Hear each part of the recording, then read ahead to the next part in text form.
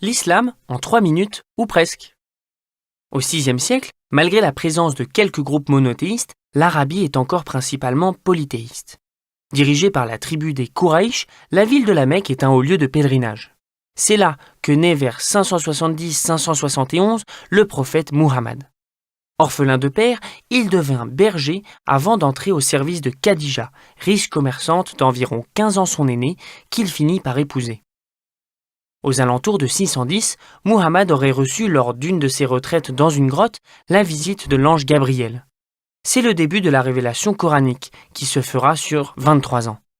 Soutenu par son épouse, Muhammad commence par prêcher, dans la lignée des traditions monothéistes précédentes. La religion qu'il prône, l'islam, fait de plus en plus d'adeptes. Seulement voilà, elle remet en cause les inégalités et les privilèges existants.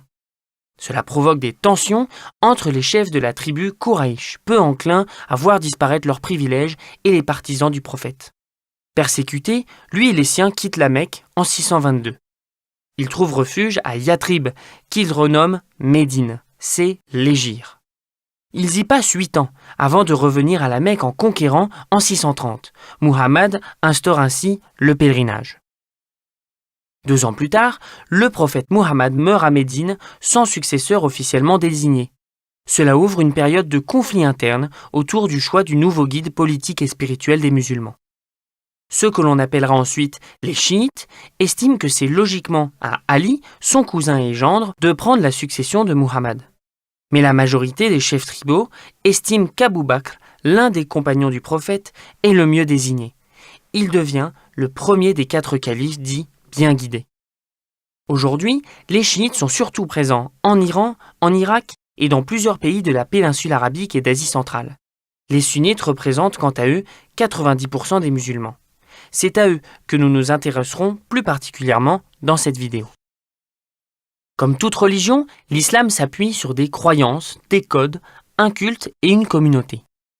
La foi des musulmans sunnites repose sur 6 piliers. La croyance en un Dieu unique, ses anges, ses prophètes, ses livres, la prédestination et le jour du jugement dernier. La foi des sunnites trouve sa source dans le Coran, qui est la parole de Dieu révélée à Muhammad, ainsi que dans la Sunna, ou tradition, qui vient éclairer et préciser le contenu de la révélation coranique.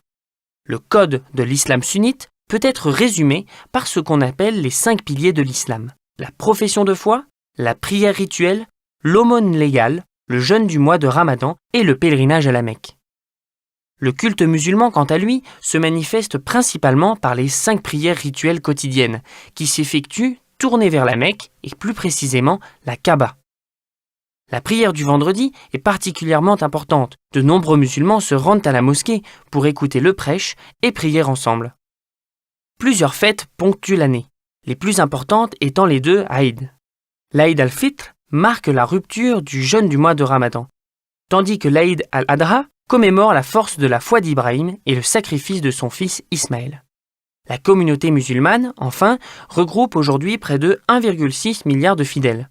Deuxième religion au monde, l'islam est principalement présent en Asie. On estime qu'environ 8% de la population française serait de confession musulmane. En France, le principe de laïcité permet à tous les citoyens, quelles que soient leurs convictions religieuses, philosophiques ou spirituelles, de bien vivre ensemble. Chacun peut ainsi mettre ses convictions personnelles au service d'une société plus juste, plus respectueuse et plus inclusive.